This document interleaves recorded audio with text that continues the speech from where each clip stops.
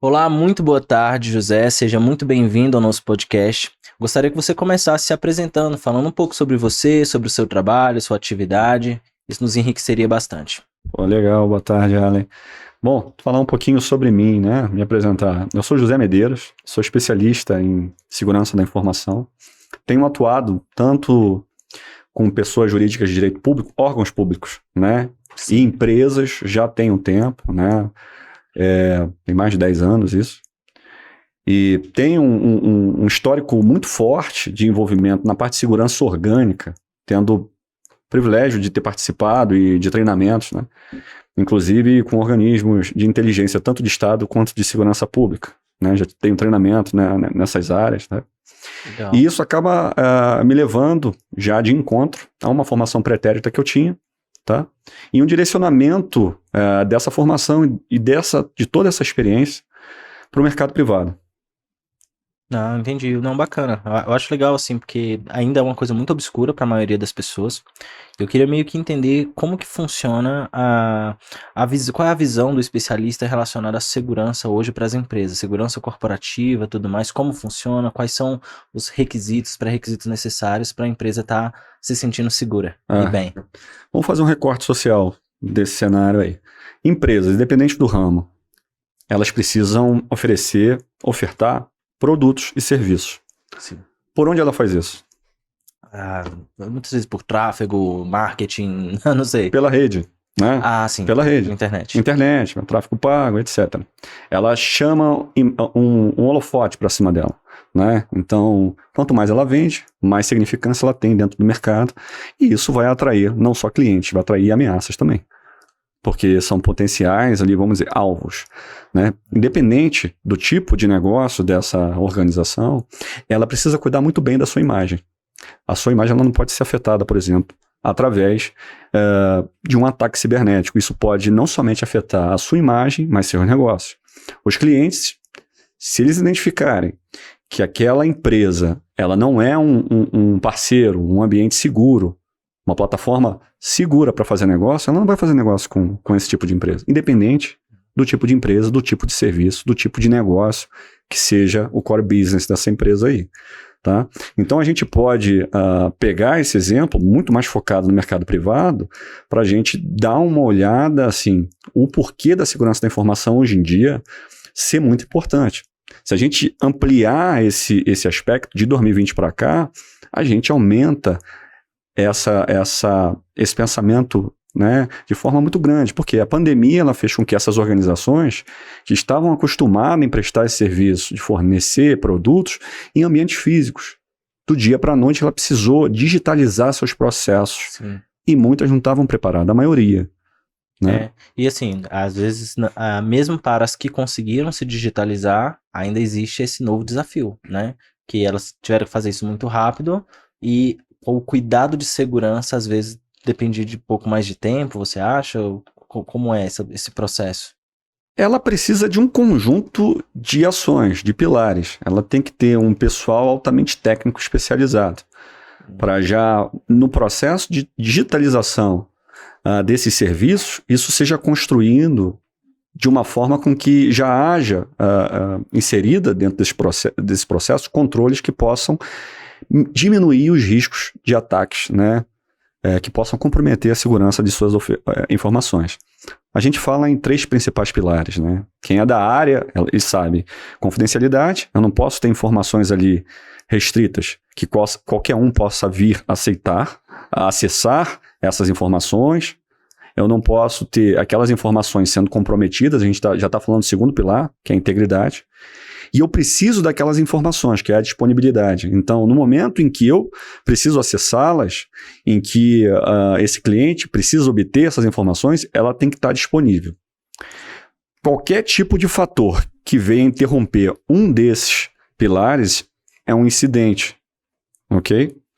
Isso é Entendi. importante, a organização ela concentrar essas atividades para defender dessa maneira.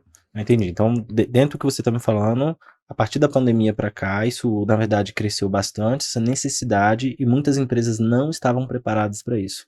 Para ela se preparar para isso, o que que ela precisa? Como é que ela consegue, por exemplo, ter um selo, uma certificação que garanta que ela está segura relacionada ali aos seus dados, em cima desses pilares que você mencionou? Ela primeiro tem que olhar, né, ter um olhar interno e verificar qual é o nível de segurança de suas informações. Como é que Então, seu negócio? o primeiro passo é ela É. reconhecer que pode ser que ela não esteja É. bem.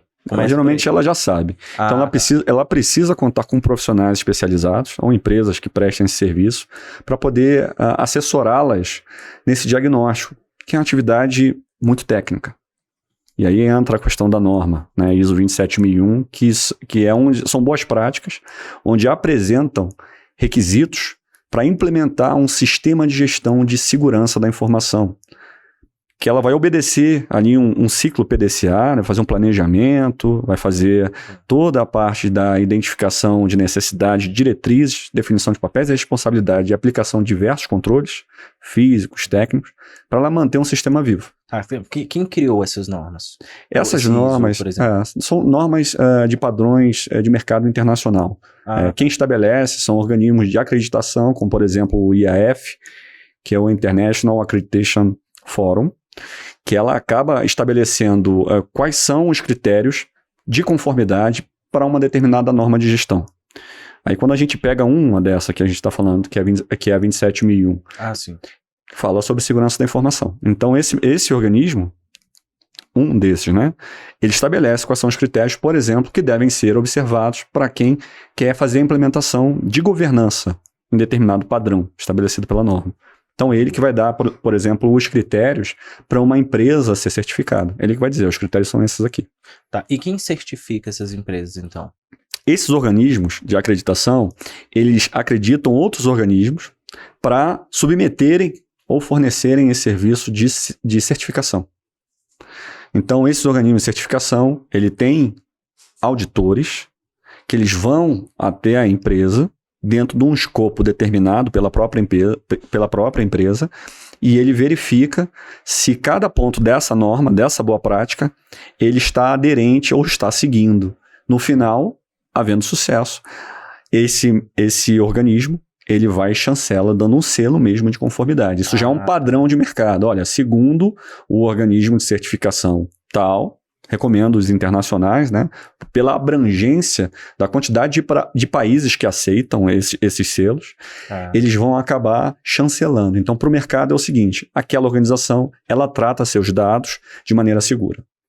Entendi. E quando não está em conformidade, o que acontece? Quando não está em conformidade, vem as famosas, né, os famosos apontamentos de não conformidade, que eles precisam ser observados internamente. Isso faz parte até do processo vivo do sistema de gestão de segurança da informação, ser analisado criticamente por que ocorreu aquela não conformidade e depois ser tratado para corrigi-las. Entendi. Então, perfeito. Então, no caso, existindo essa conformidade, a pessoa consegue ter um selo. E quais são os benefícios que a empresa tem quando ela conquista, de fato, esse selo? Assim, o que, de fato, além da segurança, claro, assim, por que isso ainda é buscado e, na verdade, até crescido bastante, especialmente após a pandemia, a busca por esse tipo de certificação? Como falamos, o mercado hoje em dia exige, e isso vem cada vez mais sendo acentuado devido à própria transformação da tecnologia. Hoje em dia está popularizado, por exemplo, a utilização de inteligência artificial. Isso pode ser utilizado para o bem, pode ser utilizado para o mal. Antigamente, estamos falando de poucos anos, pegar um recorte de 5 anos atrás, de 5 a 10 anos atrás, a certificação era um diferencial de mercado. Então, as organizações queriam estar certificadas para mostrar para o mercado que ela atua proativamente e se diferenciar de outras empresas. Atualmente, isso é um requisito. Tá. Hoje não é só, tipo assim, um desejo, assim, um plus. É para ela performar no mercado. Por quê? Porque para ela continuar existindo, ela tem que fazer negócio. E os clientes, eles só estão fechando negócio, a maioria dos clientes só estão fechando negócio, com empresas que já têm esse nível de maturidade. E isso é comprovado através da certificação. Então, veja bem, o mercado ele está empurrando para um novo nível de maturidade em segurança da informação. Por quê?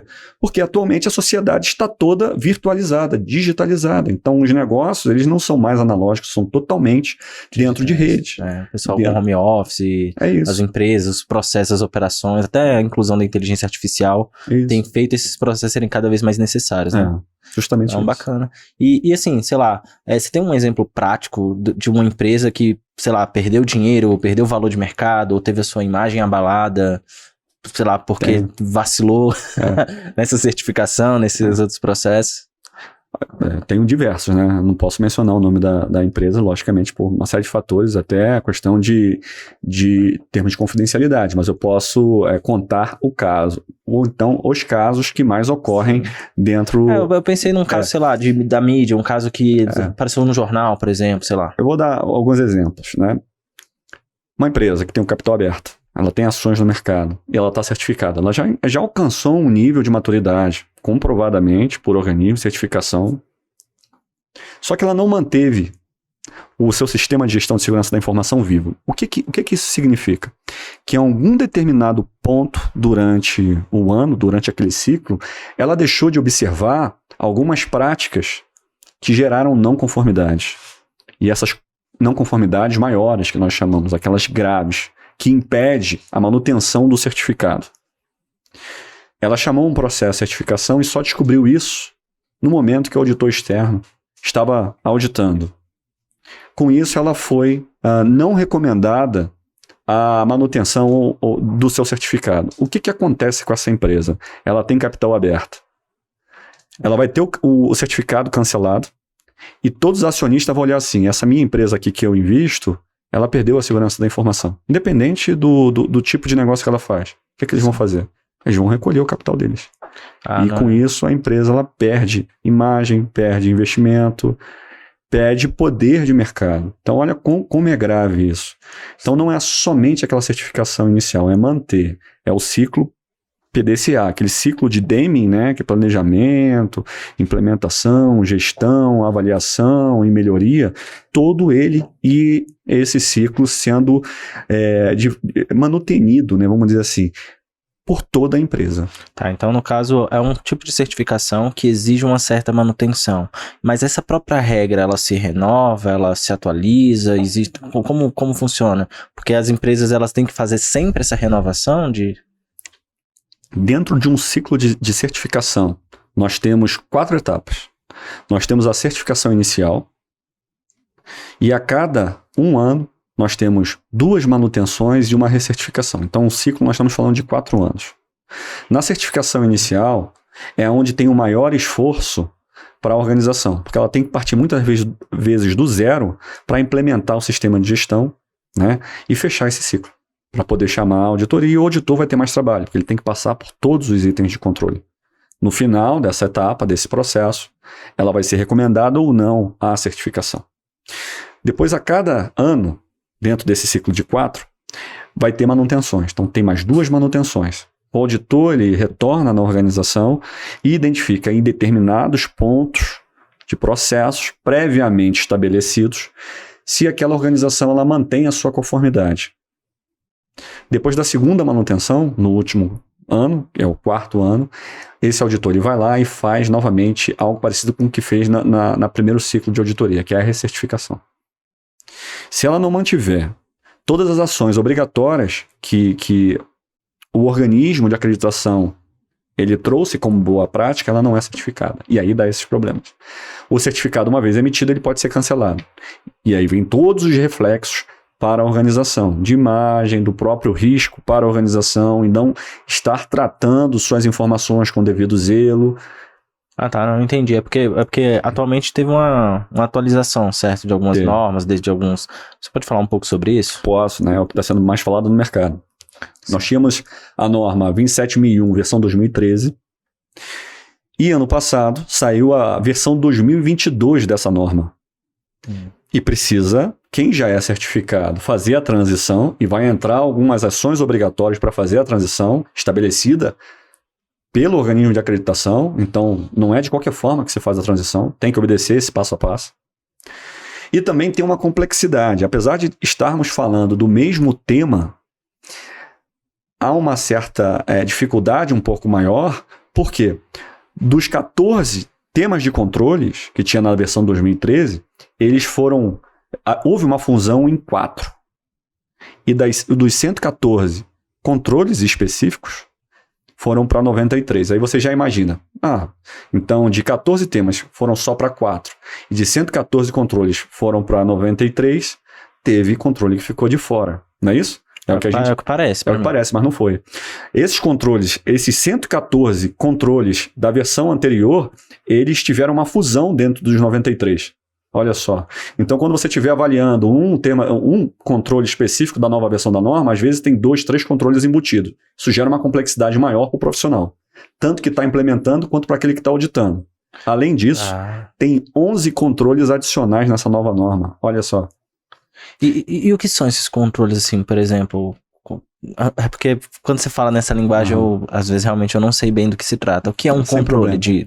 O controle são medidas técnicas ou administrativas para poder basear o sistema de gestão. Que medidas são essas? Políticas e normas. Então é aquela regra do jogo. Vamos falar dos controles administrativos, né? Então a regra do jogo. Para a organização ela poder determinar algum tipo de ação ou até responsabilizar um colaborador seu que ele não atua, o que ela precisa fazer? Ela precisa dizer o que precisa ser observado, o que precisa ser perseguido e o que pode ser feito dentro da organização e o que não pode.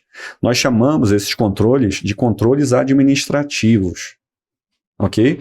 Então, vai ter obrigatoriedade de políticas, de normas, de procedimentos sobre diversos pontos específicos para garantir a segurança da informação. Exemplo, política de segurança da informação. Na política de segurança da informação, eu vou ter diretrizes em alto nível de como a organização ela zela sobre as suas informações e quais são os papéis e responsabilidades desses seus atores, desses seus colaboradores internos sobre a segurança da informação, e vai falar sobre alguns outros temas. Não, bacana. Então, só para me entender, esses controles são regras, normas de compliance, de governança internas da empresa que podem evitar ela de se vulnerabilizar quanto a alguma informação relevante. Sei lá, da autenticação em 2 fatores, sei lá, não colocar senhas em cima da mesa, no desktop. Por exemplo. Existem controles físicos, controles técnicos, porque parece tão tecnológico quando você fala. Mas não é mais governança, né? Tá. Tem a parte bem técnica, mas tem uma pegada muito forte de governança. Os outros controles que você mencionou, por exemplo, físico.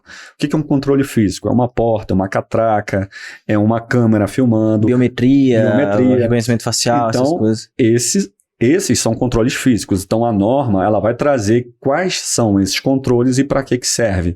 Quando nós falamos de controles tecnológicos, são softwares, são controles criptográficos, é como você faz uma gestão de vulnerabilidade, como é que você faz um teste de penetração, como você utiliza a tecnologia para garantir a segurança da informação. Então, um antivírus, um firewall, né? O que é um backup, quais são os testes que eu tenho que fazer de restore, quais são os objetivos desses testes, né? Manter a continuidade do seu serviço, a segurança dessas informações. Então, a gente já está falando aqui de um controle mais tecnológico. A gente não faltou a gente abordar, que são controles de pessoas. Tá. Pessoas fazem parte do processo de segurança. Fazem parte do processo. Por vezes, eles estão inseridos dentro da organização de alguma forma e eles têm que estar conscientizados porque eles são vulnerabilidade. Porque através de engenharia social, esses atacantes que estão por aí, né, a todo momento, eles podem atingir a organização, mesmo ela tendo última geração de controles. Sim, então, o que a gente mais vê são empresas grandes, empresas sendo atacadas por que meio aparentemente deveriam ter muito recurso desempenhado nessa parte e acaba sendo atacado também. E quem são esses atacantes? São hackers? São concorrentes? São clientes insatisfeitos? Quem é que ataca uma organização e que pode colocá-la em risco? Essas ameaças são todas essas que você falou e mais outras que se tem. Então a gente vai falar de concorrentes querendo prejudicar a imagem para poder ter uma vantagem competitiva. A gente vai falar de hackers que querem colocar aquela organização de alguma forma e subtrair dela ou informações específicas para vender para essas outras organizações que precisam, ou então para já fazer um roubo dela, né? Então, o que é o ataque de ransomware? Ele vai e criptografa toda ali o banco de dados das organizações e a organização ela fica de joelho, ela não tem o que fazer, ela não consegue acessar mais seus dados. Ele vai e cobra um resgate em criptomoeda. Então, isso aí é um tipo. Agora, dependendo da organização, a gente vai ter um objetivo específico dessa galera aí do mal, né? A gente está falando, por exemplo, de organizações de Estado. Quais são os principais objetivos de um ataque hacker nesse sentido? Ou você prejudicar sistemas de serviço, ou então fazer espionagem de órgãos, de países, para poder ter uma vantagem integral, seja em guerra, seja econômica, etc. Quando a gente fala, inclusive, trazendo isso para a segurança pública, você tem, né, já marginais fazendo um escaneamento, vamos dizer assim, de quem são profissionais de segurança, né, e o porquê da necessidade desses profissionais zelarem para a sua imagem, a imagem de sua família. Então isso aí é muito cross, isso aí permeia todas as áreas da nossa sociedade e ela pode ser, esses atacantes eles podem ter vários objetivos dentro desse meio aí. Não, então, de certa forma, vamos supor, um dos papéis da certificação que a pessoa tem não é só trazer essas garantias, esses valores, mas até repele eventuais atacantes que vão estar, sei lá, infiltrando ali, porque a pessoa já sabe que vai ser mais difícil penetrar uma empresa que não tem essa certificação do que uma empresa que já tem um selo. Então, de certa forma, você acha que ter isso é um impeditivo para que hackers ou outras pessoas invadam a empresa? Então, impeditivo não, né? Porque a gente está falando aqui de tecnologia e a gente está falando de risco, a gente não consegue, assim, é aquela máxima que a gente fala, né? Nós conseguimos minimizar riscos. Isso para qualquer tipo de atividade, entendi. Não é só para tecnologia, não. Não, porque assim, sei lá, por exemplo, se você na sua casa, você coloca uma cerca elétrica... Você minimiza o risco de alguém pular a cerca. O ladrão vai preferir roubar do vizinho, porque... Agora, se a porta estiver aberta, esse controle, por exemplo, que é a cerca, para ele, ele foi somente empurrou a porta e entrou. É isso que a gente está falando. Está fazendo uma analogia até bacana, entendeu? Porque às vezes tem empresas que elas se sentem verdadeiramente seguras e então é aí que começa a relaxar dentro de alguns controles, algumas coisas e aí fica a dificuldade de ter a recertificação, a manutenção. Então, seu trabalho envolve visualizar isso também e sinalizar... Isso que você trouxe é uma constante, tá? Porque muitos executivos não têm esse pensamento tão técnico. Isso já, estou falando até de mercado privado. Deixa eu falar, a maioria. A maioria não tem. Isso no mercado público agrava muito. Por quê? No mercado público não, no poder público, né? Eu entendi. Por quê? Porque a maioria das posições ali, é colocada de forma política. Então já não tem tanto compreensão técnica das situações. E não dão o devido valor porque não conhecem. Então tem aquela cifra negra, né? Você não teme o que você desconhece. É igual criança. A criança não vai ter medo, por exemplo, de fogo se ela não conhecer o poder. Se ela não se queimar de vez em quando. O dedo na tomada ali. Então, mas há diversos tipos de riscos, né? Podem ser minimizados? Podem. Inclusive, tem um requisito da norma, tá até nesse anexo que chama de SL, que em toda norma de sistema de gestão ela vai falar, né? Que vai desde da liderança até a avaliação e melhoria, né? Tem um capítulo desses requisitos lá que fala sobre ações, né, para contemplar riscos e oportunidades. Ali vai determinar que a organização ela tenha uma metodologia calcada em boas práticas ou própria para poder fazer essa gestão de risco. Ele precisa identificar esses riscos. Quando a gente está falando de um sistema de gestão de segurança da informação implementado, todos esses riscos, que são vulnerabilidades, eles já foram mapeados. E as ameaças que podem explorar essas vulnerabilidades foram mapeadas também. E de acordo com a probabilidade que já foi estudada e o impacto que pode vir a ocorrer, ela tem um nível de classificação e aí a gente consegue estabelecer um controle ou mais de um controle para minimizar esse risco e trazer para o nível tolerado pela organização. Então, o que a gente está falando aqui? Que o risco de segurança da informação vai variar de empresa para empresa, de órgão para órgão, e ele vai dar mais atenção para determinado risco de acordo com o que ele tem de histórico já mapeado. Então, isso minimiza muito esses tipos de ameaça. Impede? Não, porque a todo dia tem uma ameaça nova no mercado, que chamam de exploits D0, aquele vírus nunca antes usado, é novo.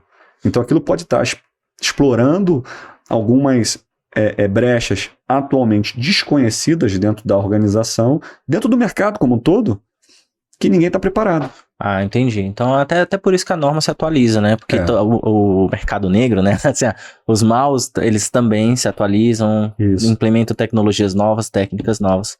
Muito bem. Tem um mercado negro por aí, né? Tem um mercado, tem, que se chama mercado negro mesmo. Que bom. Que é aí dentro da Deep Web e tal.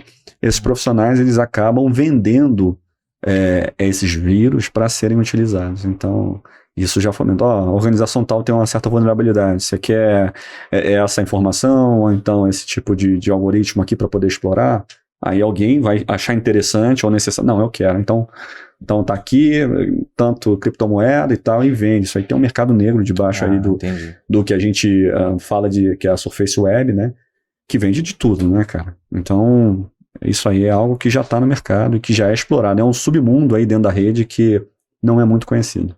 Ah, entendi. Então, até isso invoca a necessidade do profissional estar sempre se aperfeiçoando, amadurecendo seus conhecimentos, buscando novas fontes, né, de renovação, até para se manter atualizado, dado que o outro lado também faz esse aprimoramento das suas táticas invasivas, né?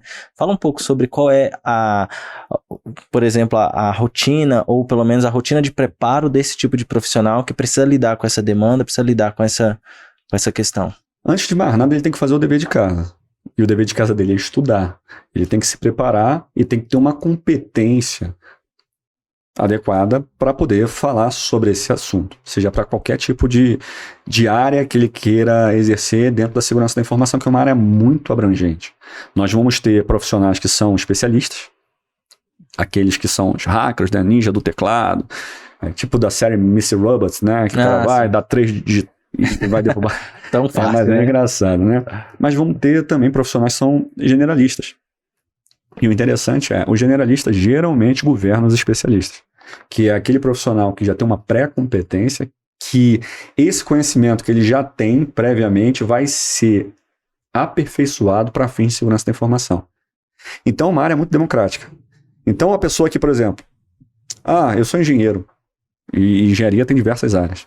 Mas uma coisa, um engenheiro ele tem de comum: processos, projetos. Esses profissionais são especialistas em governar projetos, em definir processos. Entendi, um profissional igual com essas qualidades, se ele começar a voltar a bateria para a parte de tecnologia da informação, segurança da informação, ele vai trabalhar, por exemplo, numa área de GRC, que é gestão, risco, compliance, ou então uma área específica de governança de segurança da informação, porque ele vai governar todos esses outros times, ou verificar se os processos definidos ou se os projetos planejados estão sendo seguidos. Olha só que interessante. Um profissional de direito, poxa, olha a gama desse profissional. Tudo bem, é uma área de humanas, mas quando a gente está falando de segurança da informação, a gente está falando de legislações que impactam a segurança, que, por exemplo, vem a Lei Geral de Proteção de Dados aí com muita força. Sim. E que para se ter privacidade dos dados, o que tem que ter primeiro? Segurança. Se a gente não tiver segurança da informação, a gente não consegue ter privacidade desses dados.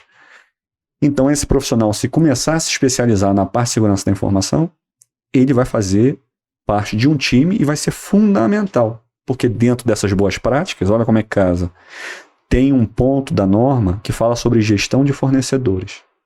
Gestão de fornecedores, um dos controles administrativos são cláusulas específicas de segurança que devem estar nesses instrumentos jurídicos. Olha só. Então, um profissional que tem um conhecimento, um cabedal de conhecimento em cima de segurança e que tem uma competência em cima de direito, ele mesmo vai recomendar cláusulas que vão mitigar riscos desses fornecedores. E são cláusulas obrigatórias. O auditor, na hora que está fazendo a auditoria, identifica, por exemplo, as cláusulas ali como direito de propriedade intelectual, confidencialidade, se estão ou não dentro desses contratos. Se não tiverem, são não conformidades. Entendi. Não, perfeito. Eu fico muito satisfeito. Muito obrigado, José, por suas contribuições, por sua fala.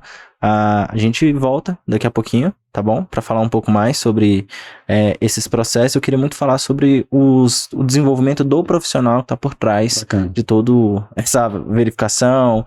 Me chamou muita atenção que existe o que governa, mas não necessariamente seja um especialista. Ele até pode ser, mas ele precisa dominar muito mais conhecimento, soft skills, né, para lidar com essa questão, e a gente pode falar mais sobre isso depois, tá bom? Sem dúvida. Muito obrigado. Bacana.